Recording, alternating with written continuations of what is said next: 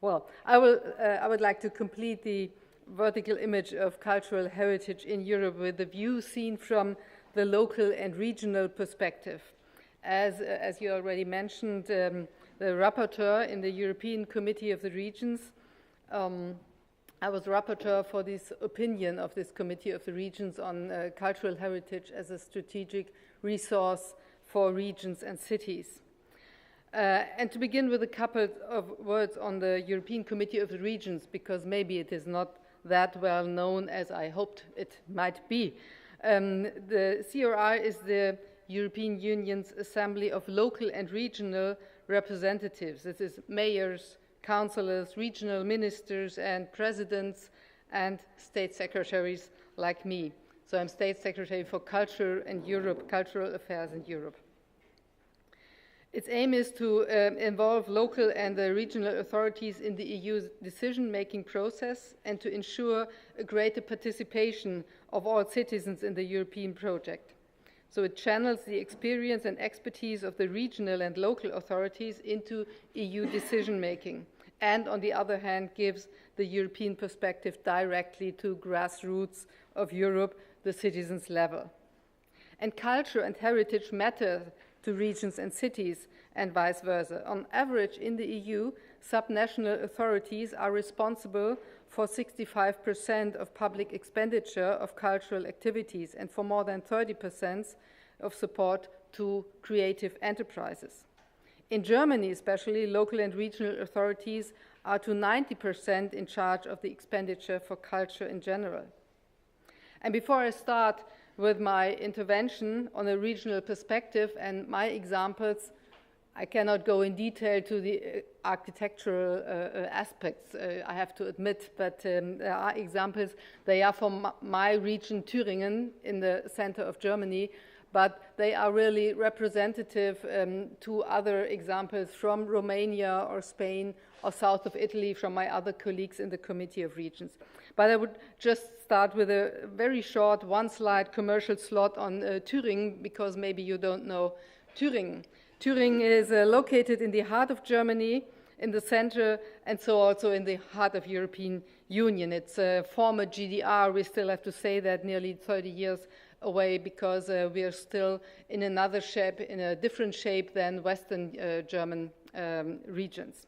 In Thuringen, ideas were created that changed the world. Martin Luther translated the Holy Bible. Johann Wolfgang von Goethe and Friedrich Schiller lived as writers and poets. Carl Zeiss and Ernst Abbe invented optical lenses and founded optical industry. Johann Sebastian Bach was born there, and in the end, on the Architects' Council here, Walter Gropius founded the famous arts and crafts school, the Bauhaus, and next year it will be the 100 years anniversary. And so I will focus also later on this modern architecture, which is a special heritage where the public awareness maybe is not that strong like it is on old castles and fortresses and so on. So as I said, the examples, they are from Thuringia, but the examples concerning the challenges, constraints, restrictions are the same in other regions and cities. Cultural heritage is a strategic resource. Yes, it is. It could be a kind of glue for European integration and identity, because it's the memory, the heritage is the memory itself for the urban living system. It is the heart of the city, its identity conserved over century. And combined with some storytelling, other speakers already mentioned that, we can make historic connections all over Europe visible. And one can leverage the reuse of heritage and historic buildings. And built heritage is anchored as well locally. So it's about education, identity, life in the city or village, and hopefully also a bit of well-being.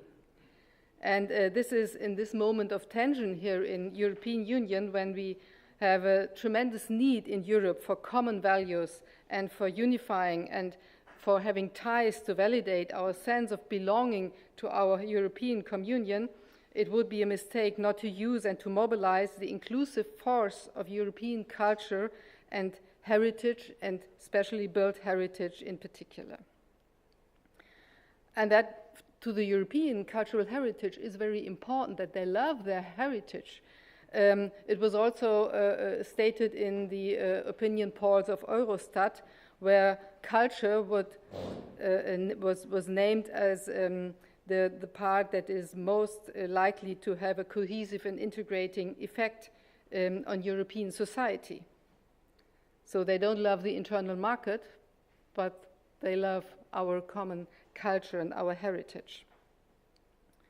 So there's more that unites than divides us.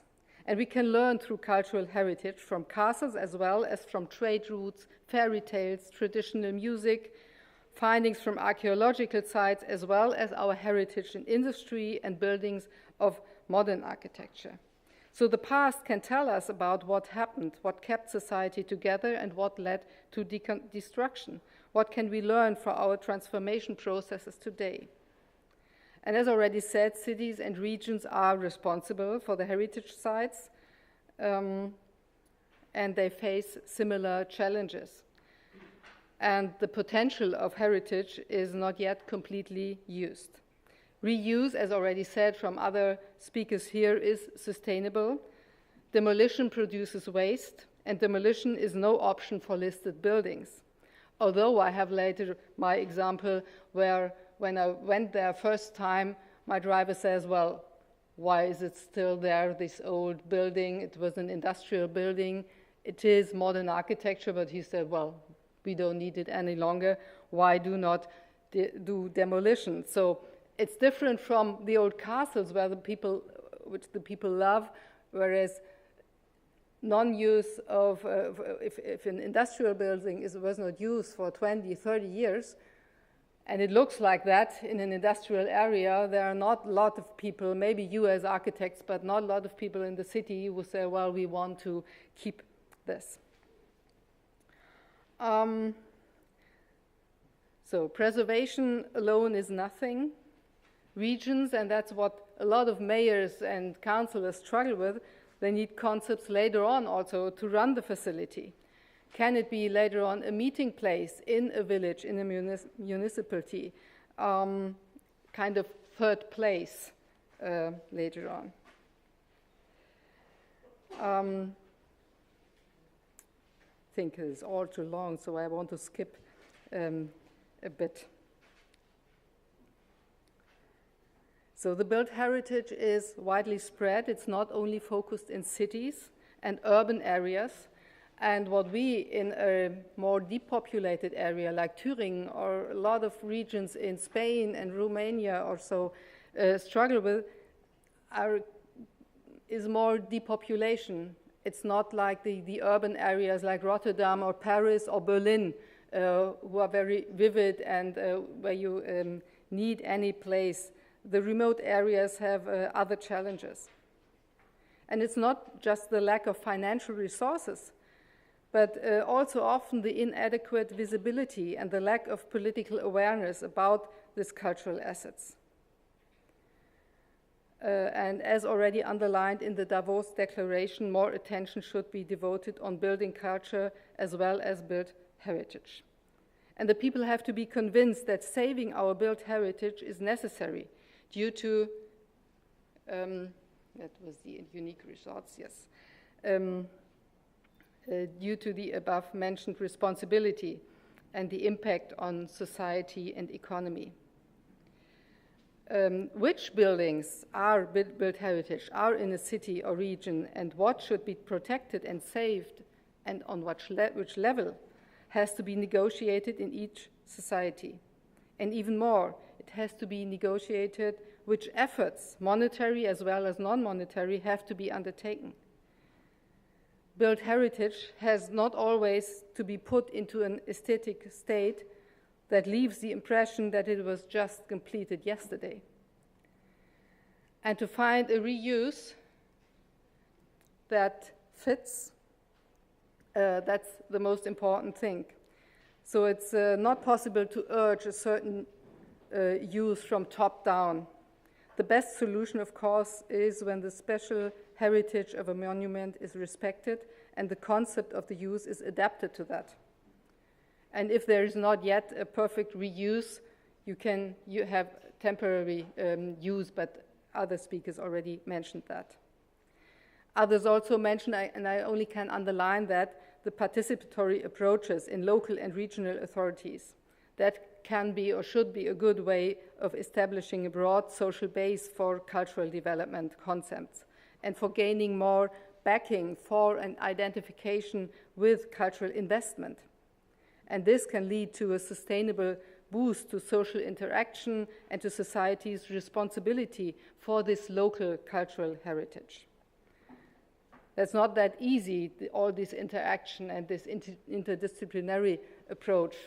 It seems to be easier to do it like top-down and have the architect who does a concept, but later on, you as a politician have no support in your council or in your parliament for all this money you spend in this.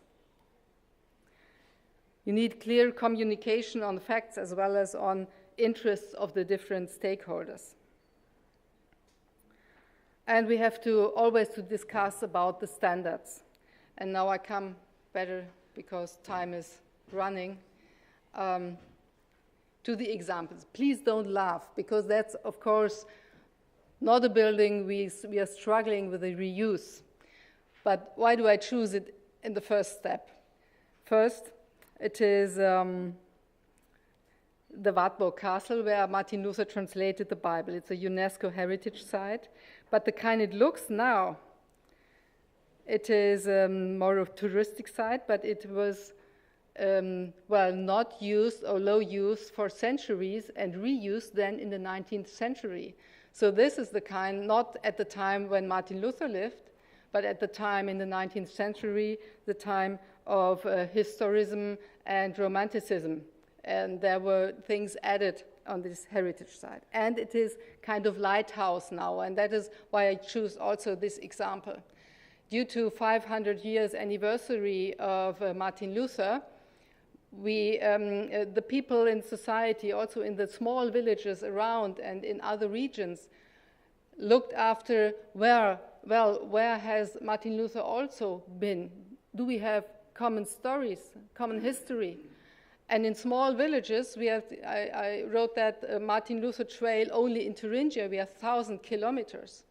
And in addition, now we are working on this in an Interac project, European Luther Trail. And the single village, a small village with a church or with a guest house where he lived and or his successors or his enemies, and all the other people in this reformatory church area, the small villages would never have had a look on this guest house, for example. But with this lighthouse which attracts tourists in an area where in a diameter of 100 kilometers, there are only small villages and very small villages, each village was never had done this effort. But now we have this Interac cultural route of reformation, and you see 12 partners in several regions in Europe, and it's all about a lot about built heritage, and we can have reuses of several smaller buildings all over these regions. And there's another cultural route. So these routes are also, so I just put on the map that you see there a lot of small villages also with built heritage, which with this route, there was the possibility to have a spotlight on it, to lever other money and to also create or improve the identification and the identity in this region, and that is together with regions from Czech Republic and Saxony. It's another project, not the Martin Luther Trail, but the Route of the Reeves. So time is running, I know. Another, Not? Okay, no problem, thank you. Another example is, I cannot see my own slides, so, is an old castle in a village with 900 inhabitants. That is not really much. It's a very small village, Dornburg. It's in a distance not directly close by a city. 25 kilometers is just, it is not that far away, but it is not close by to a city, a university city. But well, we politicians on the regional level urged the university to take this castle as a conference site. So, and that was the possibility with light interventions in the building to have a new use, to improve visits or to accelerate visits in this very small village. It's very cute, very nice. And now the hotel and the restaurant is missing because there is no restaurant in the whole village, no one who's investing. But we still have the horse stable, the Marstall, the former Marstall, where we are looking for a reuse, a new use, and now looking for investors. But with investing with public money in this university building, we hope to have the second part with an external investor. So to push and do a level in a village by the government and with public spending and money, we hopefully give also a boost to this village and to this small region there with hopefully hotel. And now I come to similar examples as we have already seen from the other speakers. As I told you, we have next year the 100 years of Bauhaus. And this is, well, it was an empty building until last year. It was a building in an industrial site where fire extinguishers were produced for some 10 years and not in use since 1993. The city itself, 20,000 inhabitants, and not that wealthy. Really not wealthy city, no industry left. They faced high unemployment rates the past 20 years. And the owner thought he was seeking for a big investor also, maybe for the next production, or for maybe flats for where you can live. But when it is a city which is further depopulated, there is no need for having new flats to rent. And that's why we had a mixture of, well, spending a bit public money to get the building, but for a lower price than he thought he could get, and then rent part of the space, not the whole space, but part of the space for a lower rent for creative people, for as a meeting place, and it is part of our internationale Bauausstellung. I don't know the English translation, that is a standing, ist ein fester Begriff, können Sie mir helfen? It is the International Building Exhibition. Okay. And as, thank you very much. So it was built from Egon Eiermann, and this exhibition is under the theme Stadt-Land, so city and landscape and remote areas, and parts of the buildings are re-rented, and to reduce the effort for heating, for example, because there would be incredible costs for energy, in the high-ceiling building, glass houses were built, so you see that on the picture. And they are rented or can be hired by low money. But with this building, we had a lot of discussions about standards. Not only the standards what is due to preservation, but also standards about accessibility for handicapped people, the standards for workers, the standards for the height of the what's this? Reelings, yes. because the original rings are too low, and on the rooftop there is a very nice space which can be rented or hired for parties and so on, for meetings, but the ring is too low. But we say, well, we could only pay it with public money, and that was the discussion, how flexible can we be? There are standards on national level, so there are regulations, not only standards, but also regulations. When we have to stick to that, there might be no reuse.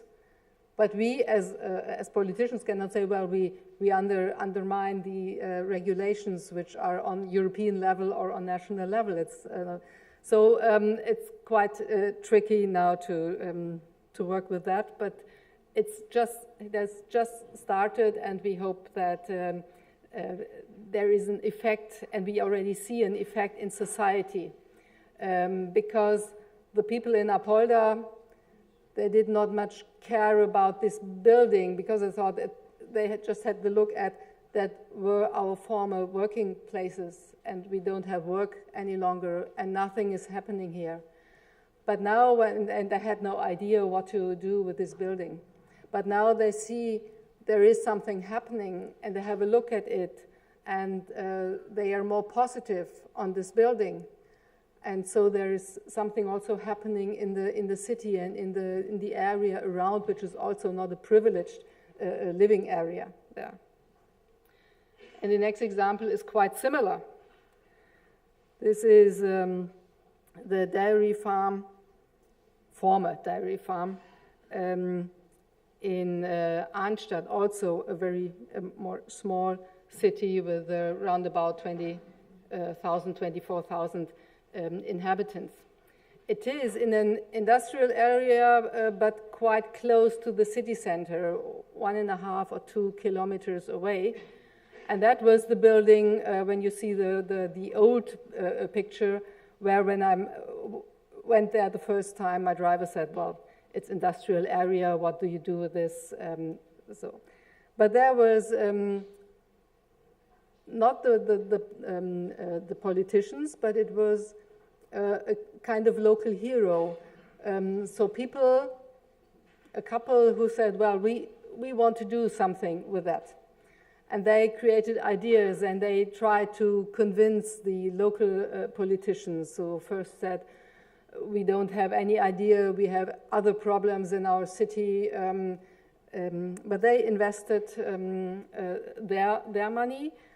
After that, they got also additional support from the regional level, but not that much to run any business.